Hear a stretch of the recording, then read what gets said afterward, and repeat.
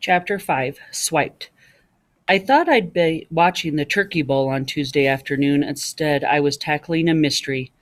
Somebody had swiped Big Maloney's smelly sneakers. It was 1:45. We had just gotten back from the library. Miss Gleason was on the reading rug gabbing to a group of kids. They were trying to write a play about Squanto, the Native American who helped the Pilgrims. I was sitting at my table with Biggs, Lucy, and String Bean Noonan. I drew a picture of a steamroller crushing a football player. I labeled the steamroller Biggs. I drew an arrow at the frightened football player. It read, "The girls' team." Who says art is only for sensitive types? Lucy leaned forward and gave Biggs a friendly tap. She teased, "Are you ready to lose today?" "I'm ready to win," Biggs replied, smiling proudly. He gestured towards the cubbies. "I've got my football sneakers in my backpack right over." The smile fell from his face and crashed to the floor. "My backpack," he roared. "It was right on that hook. Where'd it go?" We found the backpack on the floor near the front door. The zipper was open. It was empty, except for a few rocks. "My sneakers are gone," Biggs scowled. "They've been stolen." A group of kids gathered around. Everyone felt bad for Biggs, except Helen. She was only worried about the game. "No sneakers, huh?" Helen said. "Tough break, Biggs. But like they say on Broadway, the game must go on."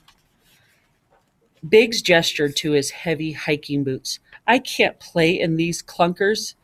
"He's right," Bobby protested. "The game's called off. Our best player can't play in boots." Helen howled. "Called off? No way. Find someone else to take his place. String Bean is wearing sneakers. He can play." We turned to look at String Bean Noonan. String Bean shook his head from one side to the next. He said, his eyes wide and full of fear. "I'm allergic to football. It gives me a rash." We didn't call him String Bean for nothing. Jasper Noonan was the skinniest kid in room 201. Sure, he was smart and friendly and all that good stuff, but String Bean couldn't tackle a cupcake. I'd hate to see him tangle with Lydia Zuckerman. "We'll play tomorrow," Bobby promised. "Right, Biggs? You've got another pair of sneakers at home, don't you?" "I want my best pair," Biggs stated, arms crossed. He turned to me. "Looks like you've got a mystery to solve, Jigsaw. No game until you find my sneakers." I held out my hand.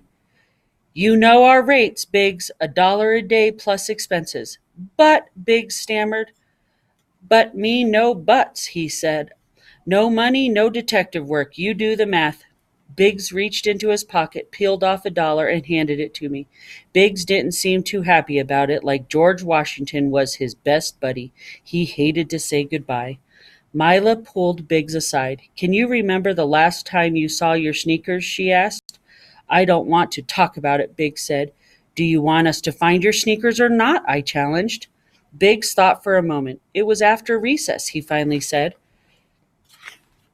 "I remember because I found some dinosaur fossils in the playground. I put them in my backpack when we came inside." "Fossils?" I asked. Big shrugged. Okay, just rocks probably, but they looked cool." His story made sense.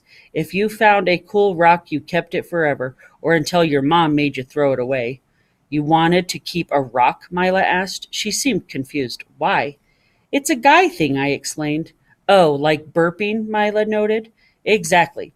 Recess was right before library," I reminded Biggs. "Are you sure that's when you saw your sneakers?" "Sure, I'm sure," he stated. I reasoned. "Somebody must have sneaked in when we were at the library. It's the only time the sneakers could have been taken." "I guess," Biggs mumbled. "One thing's for sure," I told him. "We're looking for a sneaky sneaker thief." I scribbled in my detective journal. "Client, Biggs Maloney, the case of the smelly sneaker." Mila said, pulling on her long hair. "I just had an idea. Follow me, Jigsaw."